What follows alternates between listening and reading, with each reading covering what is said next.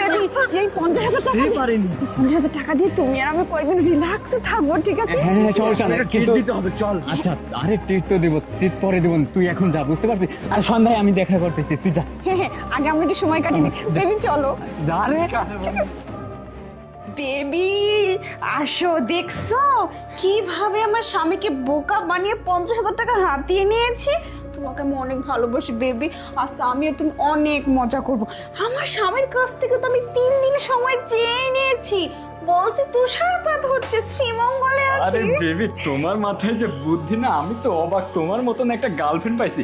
একটারে তোমার ভালোবাসা পাচ্ছি, আর একটারে টাকাও পাচ্ছি। তোমার বোকা স্বামী তো কিছুই বুঝতেছে না। আসলে ঠিক বলছো, আমার স্বামীটা আর্মি হলে কি হবে, এক নম্বরে গাধা। যাই হোক বেবি, এই যে আমার বন্ধুটা ছিল না, ওকে কিছু দিয়ে দিব না। আরে শোনো, ওই সন্ধ্যার সময় আমি আর তুমি একসাথে বের হয়ে ট্রিট দিয়ে দিব, এমন কি আমাদের খাওয়া হবে ওরও খাওয়া হবে। আচ্ছা বেবি শোনো না, বাদ দাও, এখন আমরা একটু সময় কাটাই। তোমার হাজবেন্ড তো নাই, 2-3 দিন নাই, এখন আমরা একটু সময় কাটাই, হ্যাঁ চলো। বেবি, এই জন্য তো আসছি। আর টাকা 50,000 খালি খরচ করবো, ওড়াবো 2 হাতে, বুঝো না? আচ্ছা বেবি, বাদ দাও, চলো ঠিক আমরা আছে বেবি। আরে একদম চুপ। তুই কি মনে করেছিস? হ্যাঁ, তুমি এখানে, আমি এখানে কি করে? তুমি কি করে জানলে আমি এখানে আছি? এখানে আছি কি করে? 2 ফ্রেন্ড নিয়ে দিনের পর দিন একের পর একটা করে নাগর ধরিস, আর আমার টাকা খাস, মজা মস্তি করিস, আর আমাকে ফাঁকে দিয়ে দিনের পর দিন তুই টাকা নিয়ে যাচ্ছিস। তুই বুঝতে পারছিস না কেন আমি এখানে, আর কেন তোর পিছে? কি করে বুঝলাম, কি করে টের পেলাম তোর এসব? তুই ভাবছিস এগুলো?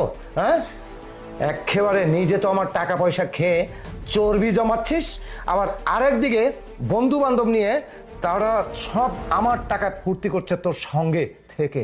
হ্যাঁ, আজকে যখন তুই শ্রীমঙ্গলের কথা বলে তুই বলতেছিলি না যে আকাশ থেকে তুষার পড়তেছে, বরফ পড়তেছে, ভিডিও করলি না? সেই ভিডিও করে 50,000 টাকা আমার কাছ থেকে হাতিয়ে নিলি না? শোন, আল্লাহ রাখে আল্লাহ মারেকে, যখন ভিডিও করতেছিলি না তখন 2টা ছেলে যখন দাঁড়িয়েছিল না, ওই ছেলে তো পার্টি স্প্রে মারতেছিল তোর মাথায়। আর তখন কি হয়েছে, ওই পার্টি স্প্রে মারার সময় এই যে এর হাতটা আমি দেখে ফেলি, তখনই আমি বুঝতে পারি যে তোর এটা সাজানো নাটক।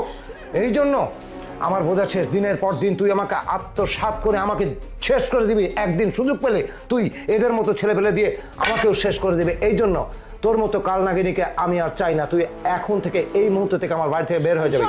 তুই ভালো যদি চাস তাহলে এখন বের হয়ে যায়, ভদ্র মতো বের হয়ে যা, নাহলে একবার শেষ করে ফেলবো।